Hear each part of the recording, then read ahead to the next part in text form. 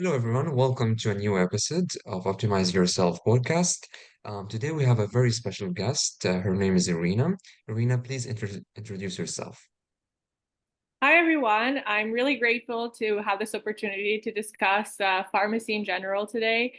Um, I am just recently graduated, University of Waterloo, Doctor of Pharmacy program student. I guess I can't call myself a student anymore because I just got my license and I'm practicing pharmacist. So it feels amazing to be able to say that.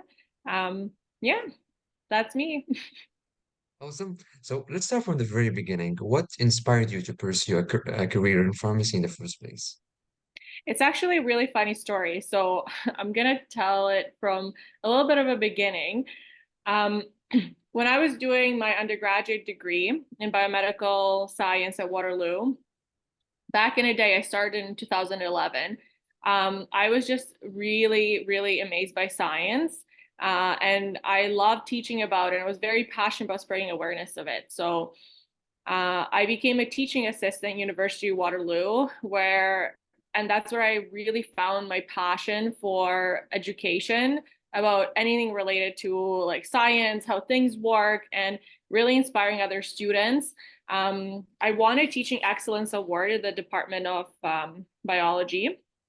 And I was really, really proud of it. That was kind of that validation I needed. Like, okay, I'm passionate, I love it, but also other people think that I'm good at it. So I really enjoyed that. And so towards my last year of undergrad, because of this experience, I did a research project. It was called the Seniors Honors Research Project. Anyone in undergrad can do it to test out how research would be for them if they were to apply to grad school. So I got matched with a supervisor in an embryology and molecular biology lab because those are the things I loved. And that's when I got my DNA tattoo because I was very passionate about molecular biology specifically. And so in the meantime, my research project was like the fifth year of my undergrad. So I finished all the courses, but I took that project as extra so I could only focus on it. So I started working at Shoppers Drug Mart part time, um, just to kind of help me pay the bills while I still finish up my undergrad. And then it was at Shoppers Drug Mart is a pharmacy. So it was my first like exposure to what working in a pharmacy was like. And so I quickly progressed to work in cosmetics department where I got to teach everyone who came about skincare, and I became really passionate about using my science background and linking it to get people to start taking care of their skin because it's still an organ. A lot of people think skin, but like you want to take care of it. It still is the biggest organ we have. And I was very passionate about that. And I started to see a lot of like success as I got training in sales and I could combine my science and evidence-based knowledge. Like how to should I say, my evidence-based knowledge or how to be evidence-based. Because when you're in research, you got to screen a lot of different science articles and see, is this a good quality one? Is this applicable? And so I did that in terms of like skincare products and what's available in market. And I started to notice that I'm really able to transform a lot of people's lives, just telling them how to take care of their skin, and they become their acne goes away, their dryness goes away. And those are like simple little things, but it still made an impact to see someone really happy as a result of how you collaborated and worked with them. But I'm like still at that point, I'm working at Shoppers in cosmetics, and then I'm doing my research project. And towards the end of my research project, I was like, you know what? I really am interested in doing research in drugs. It is still on molecular level. It still involves a lot of biology in a wet lab setting. So I started reaching out to a lot of different supervisors who would potentially supervise me. Some of them were the School of Pharmacy. And then while I was waiting that little time period for replies to see if I could find a potential supervisor before I applied, go ahead, I decided, okay, why not just volunteer at a pharmacy? Like I work at Shoppers and I might as well spend my extra time volunteering and seeing, learning drug names, like learning what everything is for, just so I had a familiar idea. And that's when I started being in the pharmacy setting, like in an actual dispensary. That's when I realized, like, oh my gosh, pharmacists do education and science and change people's lives on even bigger level. Like I was only doing this like skincare and motivation for improving your skin health. And here are pharmacists doing so much amazing work and building these great trusting relationships with patients. And then so like I already applied for research in School of Pharmacy. Why don't I just see if I could become a pharmacist? Because that involves everything I love to do, teaching patients, solving problems, and making a difference in everyone's lives. So I ended up looking at the requirements, but then at that point, I already graduated undergrad, and I'm like, well, darn, I don't have the requirements. So I had to go back to undergrad to take some extra courses in alumni at Waterloo to meet the requirements for applying. And then I applied, and then it's a long process, as you also are probably aware, because you're now at ARCS 2027. It does take a while to go complete all the steps, but then I got in, and I was like, wow, my life is now took a very different turn that I thought it would look like at that time, where I thought I was going to go into research and academia and be able to teach and make difference in people's lives that way. But pharmacy just seemed like such a better fit in that situation. And I did only apply to Waterloo at the time, just for my research from pharmacy school, the co-op experience, which I've heard so much from my other friends in when I back in undergrad who were doing co-ops, and how beneficial having job experience between terms was. And Waterloo Pharmacy School is the only one that is with a co-op. So I applied for only that one to put all my eggs in one basket and see what happens. That's my story. Oh, that's very inspiring indeed.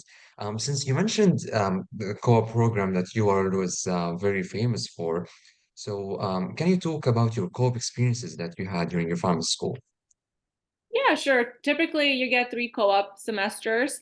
Uh, I was starting school at a time where COVID hit. I started pharmacy school in 2020, so learning went online, and so that changed a little bit for the co-op structure for the little beginning in terms of like how many weeks of requirements and all of that you need to complete. And my first co-op was doing in my first co-op, I was doing research for one of the professors at Waterloo. It's pharmacy practice research. Um, so it was a short term, and it kind of was online fully, so I didn't have to be at home. But I didn't enjoy being at home at that time because it was just being too much at home. So it was very difficult to fully like resonate with what I love doing, like talking to patients and talking about things. And um, once I completed that co-op, I knew the second time I'm going to apply to jobs where pharmacists get to chat to patients and solve problems on like individual patient by patient basis. So my second co-op was in River Hospital, and I did it in outpatient oncology. So that was very interesting. I applied for it because I was very interested in cancer drugs. Like in school, we don't really, at that point, we don't touch up on cancer until after I would have finished that co-op. But I wanted to get a little bit of a head start because my family has been affected by cancer quite a bit growing up. Mostly because like I was raised and I grew up in Ukraine, and shortly like a decade after the Chernobyl disaster. So a lot of people were having cancer, not necessarily genetically, but it was everywhere for everyone. So I was really interested in seeing how cancer care is done in Canada, what drugs are available, how patients are approached, and what is the role of pharmacists in it. So that's why I felt like Grand River Hospital was the best fit to learn all of that. And in that co-op, I did typically BPMHs, so best possible medication histories. And I found that building that muscle really, really helped with the rest of pharmacy, because now it's like a programmed, if you're doing a BPMH or asking patients during medication reviews for their medication history, you're just like, you will have this intuitive sense if you miss something. If you forgot to ask if they're on inhalers, like you know something's wrong. So it was really beneficial for that. I also had a little bit of opportunity as well to see patients one-on-one. And the role of the pharmacist is quite surprisingly bigger than I thought when I was there, because whenever patients start a new chemotherapy regimen, the pharmacist will spend about 40 minutes to an hour with the patient sitting down and educating them straight about the chemotherapy drugs, what to expect, how the regimen looks like, and then management of all the side effects and all the other medications that the patients would have to fill in a community pharmacy to help manage the symptoms after chemotherapy, such as nausea, vomiting, there's mouth sores, there's a lot of different strategies. And so I really, really enjoyed seeing that and learning about it.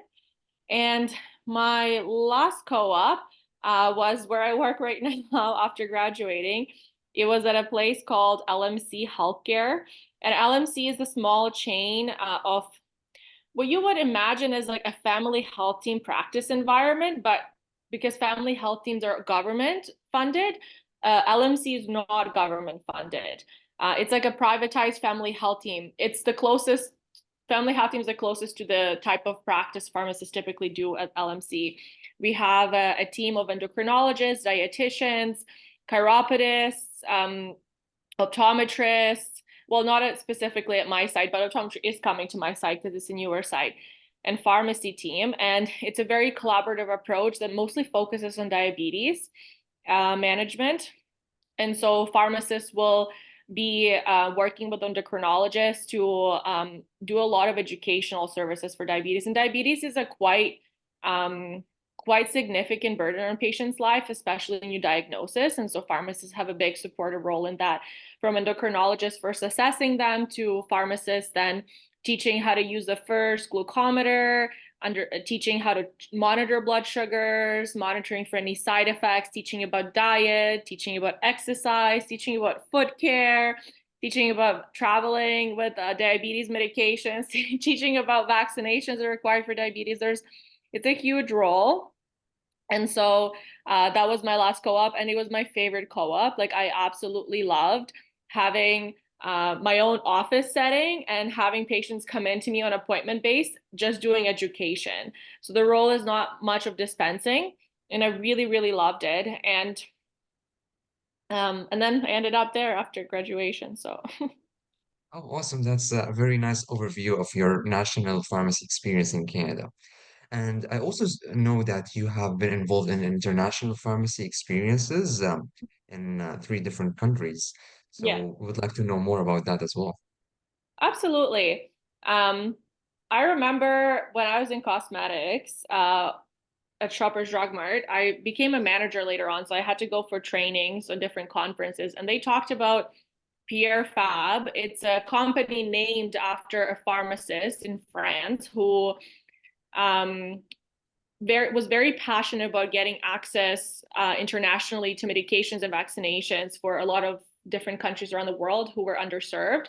And so it was very inspirational hearing that story. And I remember how interested and passionate I became in how can pharmacists be involved in international efforts? Like, how is pharmacy different in different parts of the world?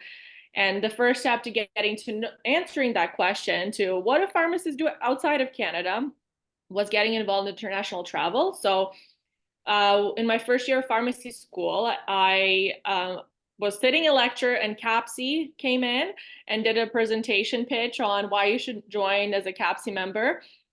And part of their PowerPoint, there was a slide about IPSF. So IPSF is an International Pharmaceutical Students association, essentially, society, if you follow the proper acronym.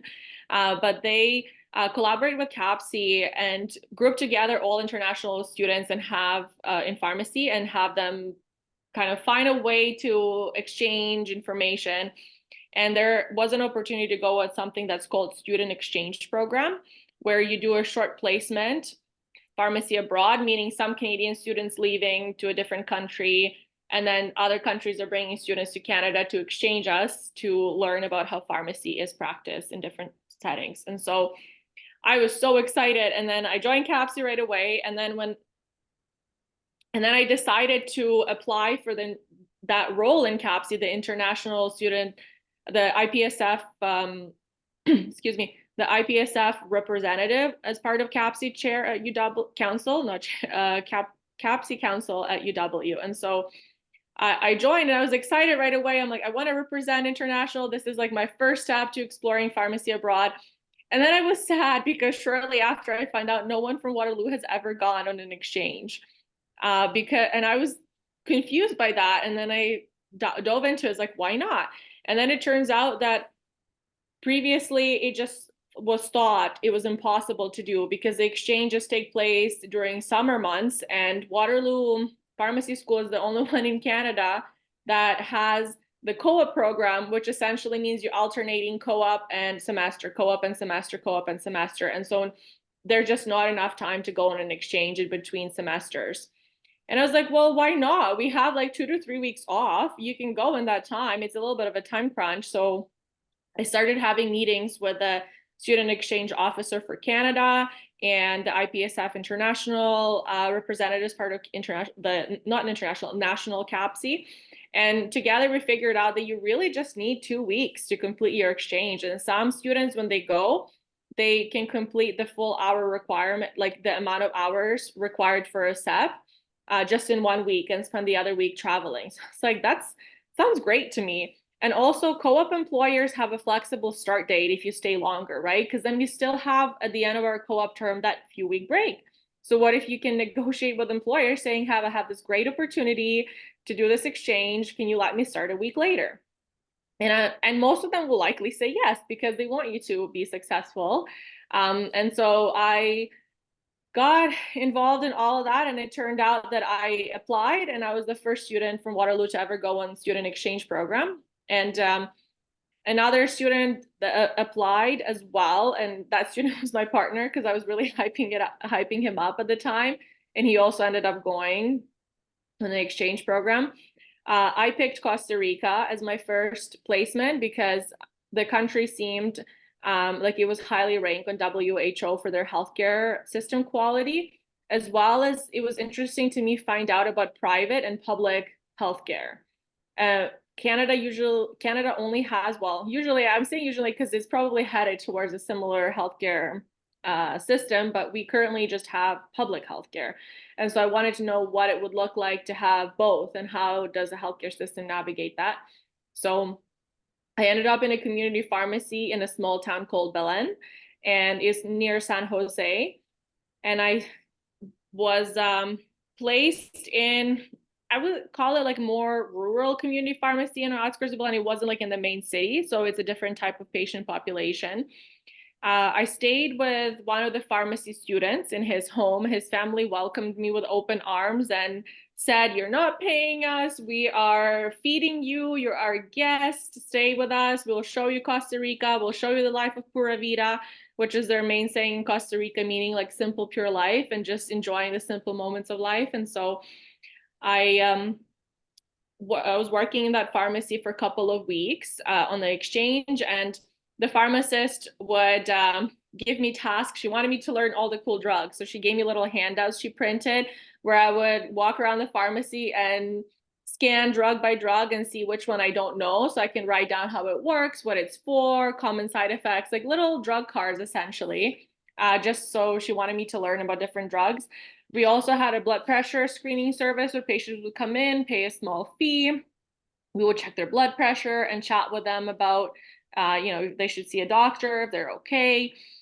And then finally, an interesting service that we had there was we were giving injections, and it was very not what you think in Canada, what you think of injections, because when you get injections in Canada, they're typically, from a pharmacy perspective, just vaccines. And now their scope expanded this year. It's different, but a few years back, it was not just vaccines essentially, or whatever medical directives we get. But in Costa Rica, a lot of people actually prefer the drugs we typically in Canada would take by mouth. They prefer them injectable, like diclofenac.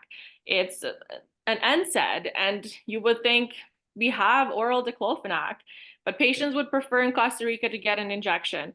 And all the injections went into gluteal muscle, which I found was very interesting because in Canada, we typically inject in the deltoid, but their patients would come in an injection room, they would lay down, and we would inject really a whole variety of medications into the gluteus muscle, varying from like NSAIDs to birth control to antibiotics, you name it. And that service was a very low fee for patients, so they just would like to come in and just get their injections. And so I got to learn how to inject on a new site because I was recently trained how to do injections in the deltoid, but I got to in Costa Rica to do injections in the gluteal muscle. And then that was just literally the gist of it. There was always really fun music, dancing, like salsa type music playing in the pharmacy. Sometimes the assistants would dance and practice, and it was a very fun environment to work in. Uh, do you have any questions about that experience before I move on to the other two? Yeah, so how long was your experience? 2 weeks. 2 weeks, amazing. But And like on average, like per day, how many hours you used to spend? I worked about 5 hours a day. The requirement for a student exchange is to complete 40 hours total on your exchange. So you can divide them however you want. I did 5 hours so I could get out on Fridays early and go explore. So it would give me a little bit more time. And sometimes I didn't mind staying longer because I was having fun and it wasn't hard work. You're not like hustling and running around. So it was really nice just to chat and learn more about Costa Rican culture and get suggestions when to visit and what to check out locally. So, Amazing. and then for England, England was my exchange that happened next year. So I went to Costa Rica in August, like in that last 2 weeks of August, and then England was my second one. And I also went at the end of August, and I did go to England for 2.5 weeks, roughly, closer to three, just because I wanted to stay there longer. And it was a totally different experience, very different. I was placed in a community pharmacy as well, but this community pharmacy was unique in a sense that it was very much so like focused on other cosmetic services. They sold a lot of different very expensive cosmetic products, as well as they were doing Botox injections at that pharmacy as well. And there was it was in a touristy area, so we didn't have a lot of patients that were like, it wasn't like a small town vibe. It was very much so city. It was in London, England. It was right downtown, like in the main part of the city. So there was lots of tourists, lots of people. And one interesting thing about England is that, like in Canada here, we in pharmacy can only fill prescription from a Canadian prescriber. But in England, you can fill prescriptions from a lot of different countries. So our pharmacy did a lot of fertility drugs prescriptions for patients like in Ireland, for patients like in France, and we would ship them there. So there was barely any counseling or anything involved. Patients would reach out to our pharmacy, send us our prescriptions, and we would fill them and ship them to a different country, which was very interesting, something I've never seen before.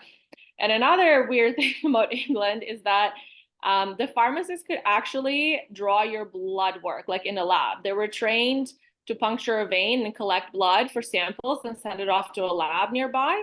And then we would be able to initiate which blood work to order. And if a pharmacist in England has their independent prescriber license add-on, they could essentially prescribe and initiate any medication except a controlled drug. So that was very interesting. It's very much similar to Alberta scope of practice in pharmacists. And so it was very interesting to see how they can help all the tourists that are coming in and prescribe the medications for continuity of care, to order blood work, to do monitoring of how drugs, like even drugs that can impact our blood work, to follow up with patients on that. And England also has a private and public healthcare that was considered more like the England, the NHS, that's what it's called in England. And it would be like equivalent to ODB in Ontario, essentially. But if you're using a pharmacist for a service, it's typically not covered by the government. So that would be considered the private healthcare. You can go through a pharmacist. And so I loved being there. I got to practice my cosmetics training skills, where I got to do a lot of consults and sunscreens for patients in a pharmacy. That was a lot of fun, kind of reliving those days on how to help someone choose a sunscreen and what to look for, to recommending different retinols and glycolic acid products that I was familiar with back from Canada, because Pierre Fabre and La Roche-Posay, for example, the two brands that are based in France. And so a lot of European countries also have it. And I got to make a whole series of infographics about comparing, contrasting how to become a pharmacist and what pharmacy practice looks like between Canada and England. So I was in that pharmacy. So there's a whole variety of things. It was a very fun experience. And it was really, really nice that I could speak English there because in Costa Rica, it was challenging with a language barrier. So that's the gist of my experience in England. Do you have any questions about that? Yeah. So how was the weather like? Like, what did you do outside being in the pharmacy? The funny part of the England's London is stereotyped for being rainy, but it rained 0 days when I was there. So I had no rain. I didn't get to experience the gloomy days. It was always sunny and beautiful, and most of museums in England are free. So I love museums and culture and learning about everything. So I went to every single museum I could think of every day that I could find nearby. I would just continuously go to many of them. Also, I found I do acrobatics and acro yoga on a side. So I found a really big acro yoga community. So I would practice with them for 6 hours in a park just doing acrobatics. So it was very, very funny. I actually met someone from Stony Creek who lived in Ontario. There, he was teaching a workshop on acrobatic pops. And then later, after coming back from England a month later, he was teaching in Kitchener another workshop. So it worked out really funny how I saw him twice in like span of 2 months in two different countries. So I got to meet amazing people there that I still see to this day. Because then I later saw him in Vancouver Acrobatic Festival. So still traveling around and seeing lots of people making these connections outside of pharmacy is also really fun. Uh, Additionally, I got to go on a really long 8 hour tour to see the Stonehenge. Is one of my dreams to see Stonehenge. And I got to take a tour to go there. And they had an inner circle tour, which you can actually go in. Because typically, when you go see it, you have to be on an outskirt just to admire from outside. But as part of that tour, you get to go inside and actually walk around the stones and see if you're in a circle. So that was absolutely fantastic. Like, I was so in awe, like days after seeing that, that it was just made me really warm and fuzzy. Oh, that's wonderful. Hmm. And the third experience, which happened in 2023, so it was an exchange that I went to, was Poland. Um, Poland is one of the European Union countries, so it was very interesting to see if there's any like uh, pharmacy laws are European Union specific versus country specific. Um, Poland was great, but also a little bit sad to work in a pharmacy to see how narrow their scope is. It was complete opposite of Costa Rica and England and Canada. Like pharmacists in Poland are only dispensing medications without even doing counseling, without even doing drug interaction checking. Like the system was very like shocking to see, like because I wanted to know like, so what do you learn at pharmacy school in Poland? But in there they strictly focus on compounding. So if they said to me, the pharmacy students there, if they work in a hospital, they only making drugs. That's the pharmacist's job. They don't do any patient care, only compounding. And then in community pharmacy level, we don't even have profiles for patients on a system, which was like mind-boggling to me. Like you don't know someone's allergies. Like what if you dispense something that can worsen that? You don't know what other medications are on. Like how do you know the drug interactions? And also you don't know how to like there's no billing for insurances. Like we do billing and we coordinate with like ODB, for example, to get the LU codes. But there, the doctor will issue a prescription. It will say like what the drug is and what code to enter to bill it. And the doctor completely decides if the patient qualifies for this drug being covered or not, which is astounding to me. Like I did not think like that pharmacists could have so little impact on patient care. They're essentially like patient comes up with a prescription, you enter the prescription number into the system, dispense the drug, like no counseling, it doesn't go on file, like everything on a system on the software is organized just by prescription number.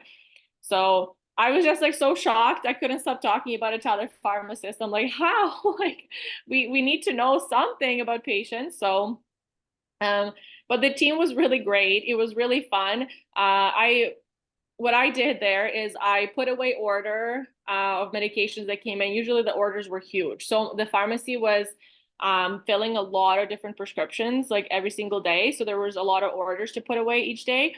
And then I got to work, compound few things with the pharmacy technician in the back as well for patients. Um, and the rest of my services were just translation because I'm fluent in Ukrainian, Russian, and English. So whatever tourists would come in, I would help translate because I also speak Polish. Not that great. I wouldn't say I'm fluent in Polish, but I speak enough that people understand me. So I got to translate to help patients find what they're looking for. So that was really like fun to meet a lot of different tourists from all over the world who speak English or who speak Russian, Ukrainian, especially given because of the war, a lot of Ukrainians moved to Poland in Warsaw, so I got to connect with them.